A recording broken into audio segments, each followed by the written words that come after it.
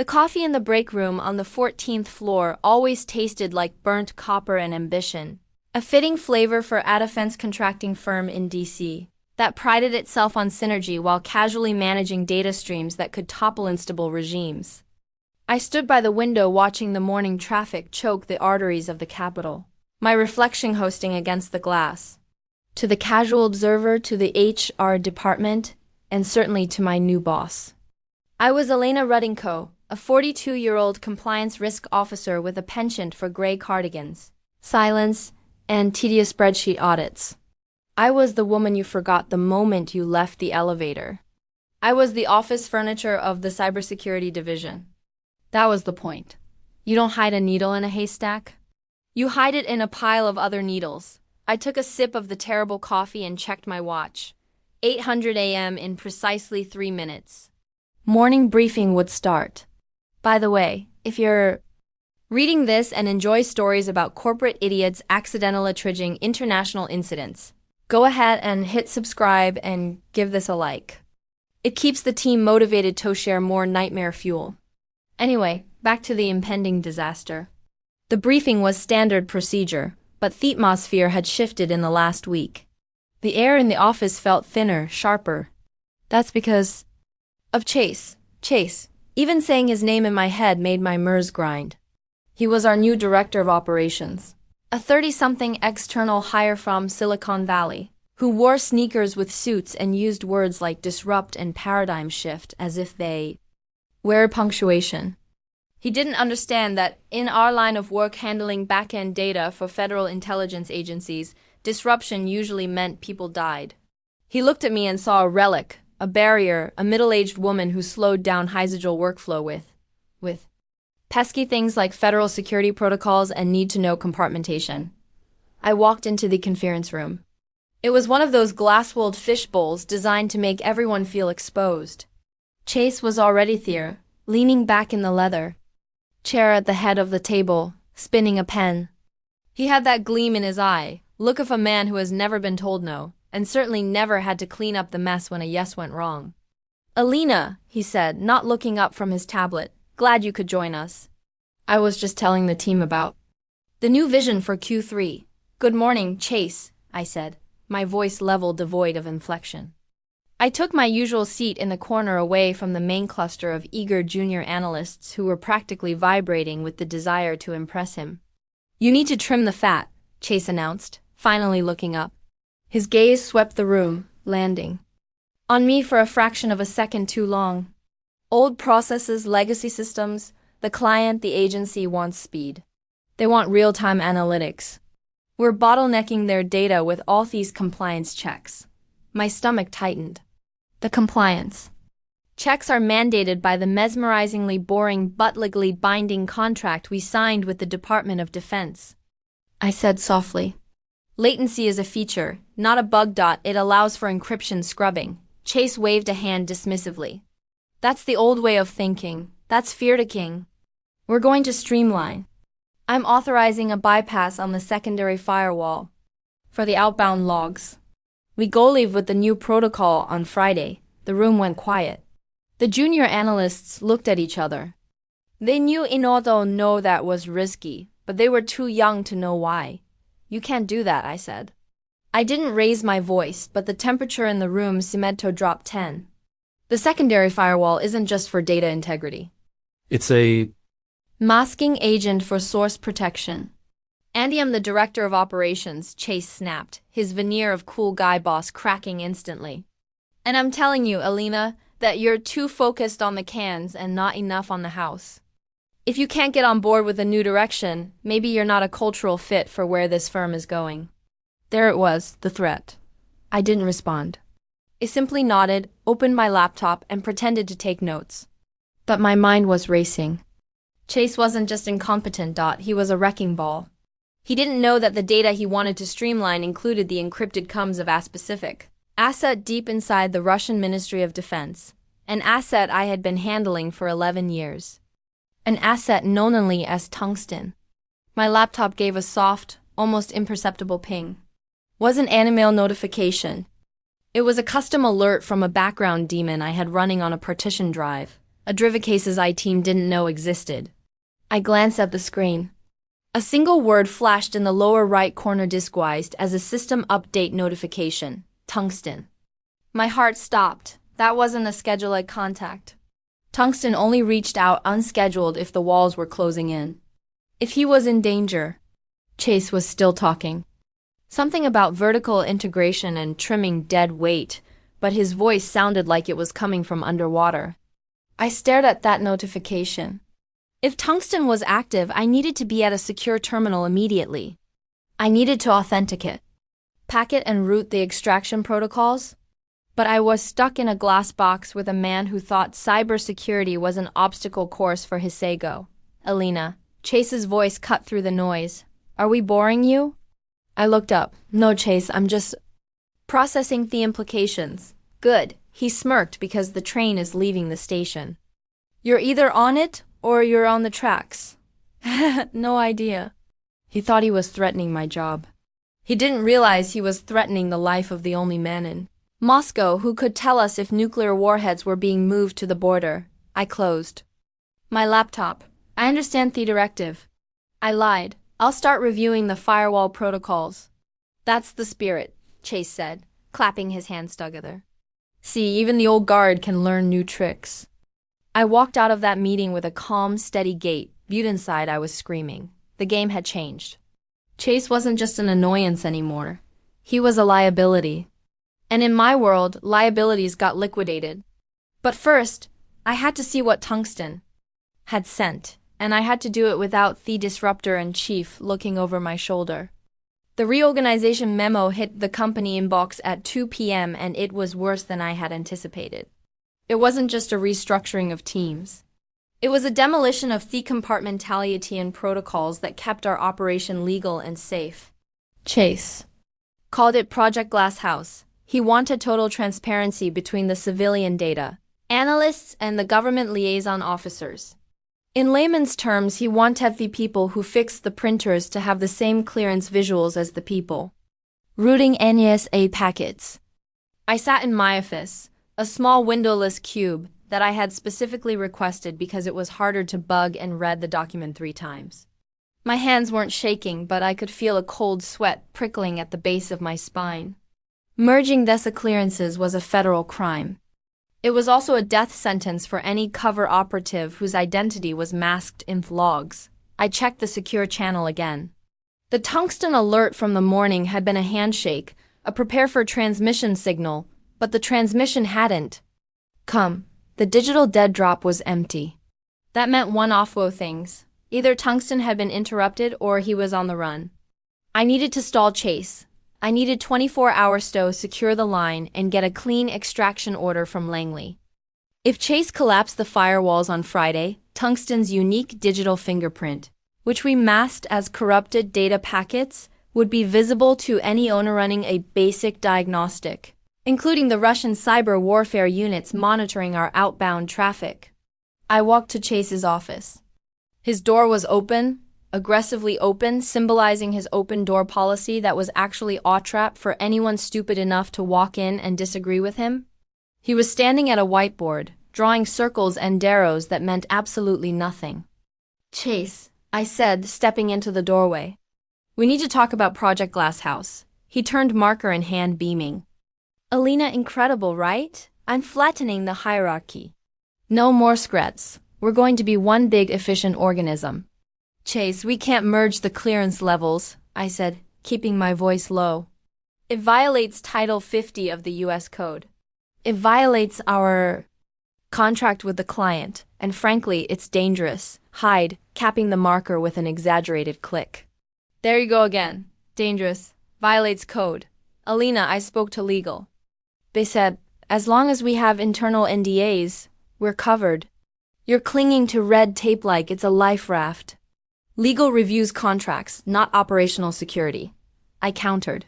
There are active partitions in our system that protect external equities. If you drop the firewalls, those equities are exposed. He walked over to me, invading my personal space.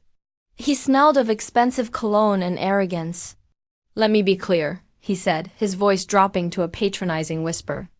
I was brought here To fix this company? To modernize it? You represent stagnation I was hired to eliminate. I don't care about your external equities. I care about throughput. I care about the board meeting next week where I get to show them that I increased efficiency by 40%. Efficiency at the cost of security is negligence, I said. I shouldn't have said it. I knew the moment the words left my mouth that I had crossed a line with him.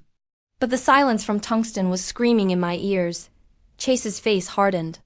The smile vanished. Negligence? You're calling me negligent. I'm advising you of the risk, I corrected.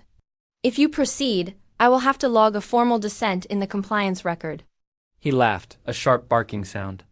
Log whatever y'all went, Alina, but know this, I'm restructuring the personnel chart too. And I'm looking for team players, no roadblocks. I left his office, my blood running cold. He wasn't going to listen. He was going to burn the house down Toprov he could fix the heating. Back at my desk, I initiated a protocol I hadn't touched in 5 years. I opened a terminal window and typed in a command line that looked like a standard disk defragmentation request. In reality, it was a heartbeat pinned to Tungsten's last known location. Nothing. The cursor blinked. Come on, I thought. Give mesomethyng. Then a response. Not a location, but a code. Solstice. My breath hitched. Solstice meant the asset was burned. It meant his cover was blown. He was in immediate danger of capture or execution. He needed immediate extraction. I reached for the secure phone to call the station chief at Langley. I needed to declare an emergency. Alina. I jumped. Chase was standing in the doorway of my office. He had 2 people with him, the head of HR, a woman named Linda who looked like. She was constantly smelling something unpleasant, and a security guard. Put phone down, Chase said. Wasn't smiling anymore. I'm in the middle of a diagnostic, I said, my hand hovering over the receiver. It's critical, it's over, Chase said. Linda stepped forward, clutching a folder to her chest. Alina. Effective immediately. Your employment is terminated for cause. Specifically, insubordination and refusalto adhere to new operational directives. I stared at them. They were firing me in the middle of an active exfiltration crisis. You can't do this right now, I said, my voice steady but urgent. Chase, listen to me. There's a situation unfolding that you do not understand. If you cut my access now, people will die. Chase rolled his eyes. Always the drama. People will die. It's a server farm, Alina, not a battlefield. Hand over your badge and your laptop. It looked at the phone. I looked at the terminal where the word solstice was fading from the screen. If I fought them, security would drag me out. It would cause a scene, and I would lose any chance of helping Tungsten from the outside. I had to play the long game. I had to let them win the battle so I could win the war. Okay, I said. I stood up slowly. You want the badge? You can have it. I reached for my lanyard. But as I did, my other hand brushed the enter key on my keyboard one last time. It wasn't to save a file. It was to execute a script I had written years ago, a dead man's switch. If my credentials were revoked without a specific suppression code, the system would silently tag every single action Chase took from this moment forward, and mirror it to a secure cloud server accessible only by the CIA. Here, I said, handing the badge to Linda and the laptop. Chase demanded. I closed the lid. It's encrypted. You won't be able to access it. It will wipe it. Chase sneered. Get your personal effects. You have 5 minutes. There is a specific kind of silence that accompanies a walk of shame in a corporate office. As Linda and the security guard escorted me back to my desk to collect my personal items, the entire floor seemed to hold its breath, heads bowed, eyes averted. The junior analysts, the ones who had laughed at Chase's jokes, suddenly found their screens incredibly fascinating. They were terrified. If the compliance officer, the fixture who had been there for a decade, walked out like a criminal, no one was safe. I didn't look at them. I focused on the task. I picked up a framed photo of a dog I didn't own. Standard tradecraft makes you look human without revealing personal leverage. A stress ball and my favorite mug. I left plants. They were fake anyway, much like Chase's leadership skills. Make Sure she doesn't take any flash drives, Chase barked from the hallway. He was enjoying this. He was pining. He was the alpha volve calling the weak. I have nothing but personal effects, I said to the guard, opening my purse to show him. He looked embarrassed. He knew me. We had chatted about his kids' soccer games for years. Sorry, Miss Redinko, he muttered. Just doing the job. I know, Mike. It's okay. As I walked to the elevators, I felt the severance of the digital tether. My phone, which had been synced to the company's secure server, buzzed once and then went dark as the MDM mobile device management profile was remotely wiped. I was now blind. I couldn't see the logs. I couldn't see the firewall status. I couldn't see Dingston, but Chase had made a critical error. He assumed that revoking my clearance stopped the machinery I had built. It didn't. It just removed the brakes. The elevator doors closed, shutting out the sight of Chase standing with his arms crossed, Victor's smirk plastered on his face. As the car descended, I closed my eyes and exhaled, a long, shuddering breath. The mask slipped for just a second. Fear, cold and sharp, pierced through me. Tungsten was out there in the cold, and his handler had just been blinded. I walked out of the lobby and into the humid afternoon. The sun was blinding. It felt surreal to be standing on the sidewalk at 2:30 p.m. on a Wednesday. I walked 2 blocks northway from the building to a nondescript sedan parked in a garage. That cost more per hour than most people made in a day. I got in, locked the doors, and reached under the passenger seat. I pulled out a burner phone, a heavy encrypted satellite device that looked like a relic from 2005. I powered it on. It took 30 seconds to acquire a signal. Those 30 seconds felt like a lifetime. I dialed a number that didn't exist in any phone book. Status, male voice answered, no greeting. This is Handler 7 Alpha, I said. My cover is blown. I've been terminated from the front company, credentials revoked. There was a pause in the asset. Asset signaled solstice at 1400 hours. I was unable to initiate extraction before loss of access. Damn it, the voice hissed. It was the deputy station chief. How compromised is the company architecture? The new director Chase is lowering the firewalls on Friday. He's merging the clearance levels. If Tungsten tries to route through the server, after that, his traffic will be visible to anyone looking, and the Russians are definitely looking. We can't raid the company without cause. The chief said it would alert the Kremlin that the company is a CIA front. We need a trigger. You'll have it, I said, watching the entrance of my old office building through the windshield. I left a logic bomb in the exit protocol.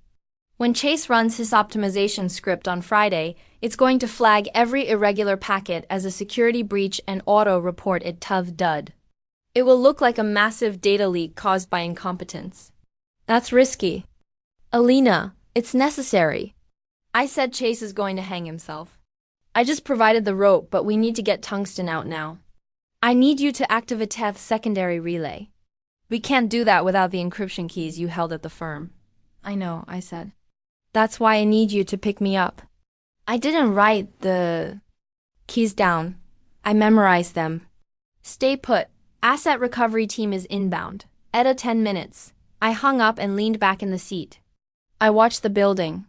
Chase was probably up there right now giving a speech about the new era. He had no idea that by firing me, he had just engaged the gears of a machine that would grind him into dust. They took the bait. I whispered to the empty car, but as I watched, I saw a notification pop up on the burner phone. It was a forwarded packet from the passive listening post I had set up on the company's guest 5 months ago. Subject priority, Tungsten low ping. It was a geolocation tag. Moscow, but not the ministry. It was a transit hub. He was moving and he was terrified. Thursday passed in a blur of manisynergy inside the company. According to the intercepted chatter I was monitoring from my temporary base of operations, Astral hotel room in Arlington with blackout curtains. Chase was on a victory lap. He had ordered pizza 4th entire floor. He was walking around high-fiving the developers. He had scheduled the firewall migration for Friday morning, calling it Liberation Day. I sat in the dark, the glow of 3 monitors illuminating my face. The satellite uplink was stable. I had recreated a mirror of the network traffic using the back door I'd mentioned to the chief. It wasn't full access. I couldn't stop Chase, but I could see what he was doing. At 10 a.m., a junior sysadmin named Kevin, a good kid, smart but timid, flagged an anomaly. I saw the ticket appear in the queue. Ticket number 9942. Irregular encrypted traffic. Port 8080. Not noise. A pulse. It originated from the legacy sector. The part everyone pretended was dead. Recommendation: delay migration until the source is identified. Port 8080 was Tungsten's channel. His lifeline. Kevin caught the heartbeat first. I watched the ticket sit there. Unanswered. Ignored. 10 minutes later. It changed. Status: closed. Resolved by Chase. Admin override. Notes: ignore legacy noise. Proceed with migration. Stop looking for ghosts, Kevin. My fist tightened around the coffee mug until my knuckles burned white. Chase wasn't missing the danger. He was burying it. Not for the mission. For his timeline. For his ego. National security was collateral damage. I switched screens. Moscow lit up the map. Tungsten's geolocation. Hadn't moved in 4 hours. That wasn't hiding. That was wrong. Assets on the run move. Static means captured, or dead, or pinned down and waiting to disappear. Come on, I whispered. Move. The phone rang. Alina. The chief. We have visual confirmation near the asset's last ping, she said. FSB vans. Heavy presence. My stomach dropped. Did they find him? Unclear. But we're hearing chatter on military bands. They know there's a leak. They're closing the net. I stared at the screen. And tomorrow morning, I said quietly, Chase lights that net up like a flare. Silence. Can you stop it remotely? She asked. No, I said. He pulled the firewall blades, physically, bypass software. It's a hardware bridge now. A pause. Unless I walk in with bolt cutters, I added. The data goes live at 0900. We can't raid a US company. She said, if we do, we admit espionage. Moscow will use that to justify executing the asset. The weight settled in, so we let Chase do it, I said. The horror sharpened. We let him expose Tungsten, to prove a point. No, she said. We need a diversion. I looked at my third monitor, the dead man's switch, originally built to log errors with tweaks. It could burn everything. I can overload it, I said. Turn it into an internal denial of service. Brick the servers. What's the cost? Millions. Reputation. Arrests. Do it, the chief said. Burn the company.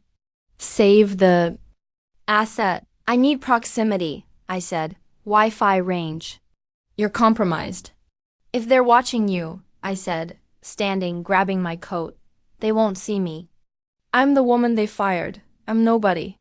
The city swallowed the sun as I drove back. The tower rose from the dusk, glass, steel, and arrogance. Safe. Clean. Lethal. Inside. Chase was probably drafting his victory email. I parked underground. 3. Spaces from the elevator. High gain antenna. Laptop open. Scan. There it was. Guess wi-v. Weak. Enough. Typed. Command after command. A cascade. Designed to choke the routers the moment the merge began. Movement in the mirror. Security patrol. I dropped. The screen. Heart pounding. The flashlight washed over my windshield. Blinding. Then gone. I exhaled. Hit enter. Command. Queued. Execute at 09000. I had just armed a bomb, and I was sitting on it. Friday. 8:59 a.m. I wasn't there. But I could see it. Chase at the front. Smug coffee mug. Analysts frozen in anticipation. Screens glowing green, waiting to turn his favorite shade of optimized blue. Across the street, I sat in a diner. Tea untouched. Sniffer. Live. 09:. Process initiated. Traffic spike. FIR. Illis dropped. Civilian HR data. Payroll. Sulfied. Intelligence routes. 3 seconds of success. Then the logic bomb detonated. The graph didn't. Spike. It flatlined. Billions of requests slammed the routers. Handshake protocols shredded. Inside the tower. Screens froze. Alarms screamed. Fans howled like jet engines ripping apart. Guest Wi-Fi flickered. Then died. The building went dark. But I wasn't celebrating. Because in those 3 seconds, one packet escaped. Tag. Sign. Tungsten. My burner buzzed. Leak. Detected. Russian SIGINT spiked. They saw it. Damn it. The optimizing script had beaten me by milliseconds. Enough. I ran. Another buzz. Asset going dark. Protocol. Zulu. Zulu meant abandonment. Disavo. All WAL. Silence. Tungsten was alone. I stared at the tower. People gathering. Confusion spreading. Then the text came. Everything's down. Smoke in the server room. Did you do this? Kevin knew. And if Kevin knew, Chase would need a scapegoat. I waited. 10:30. Not police. Not FBI. Legal. Miss Vane arrived. 30 minutes later. NATO contracts froze. Pentagon systems severed ties automatically. Chase had vaporized the company's lifeline. In 90 minutes. And still, he didn't get it. Intercepted comes. Leak. Minor glitch. Legacy hardware. Rudinko left a mess. Perfect. The assets moved, the chief said. Barely. And me? You testify. I walk back in? With U.S. Monday, 6:03 a.m., 2 black SUVs slid into the garage like predators. The barrier lifted itself. I wore a navy suit. No cardigan. I wasn't compliance anymore. I was the handler. The elevator climbed in silence. The conference room doors opened. Chase froze. Miller dropped the file. Now it was a crime scene. You burned our asset, Miller said calmly. Chase laughed, then stopped. This is payroll. That's the cover, I said. I stepped forward. I warned you. Servers seized, logs pulled, SSL bypass exposed. The Senate listened. Chase collapsed. Days later. The envelope arrived. A postcard. Thailand. I'm safe. Thank you for the loud noise. I cried. The flash drive held coordinates. Helsinki. He made it, Miller called. He's safe. And he brought the data. A fair trade. The building emptied. Kevin smiled. Chase shrank. Outside, the sedan waited. Where to? Miller asked. Langley. As we merged into traffic, the tower disappeared. I wasn't the gray woman anymore. I was the firewall. And I held the keys. Drive. We vanished.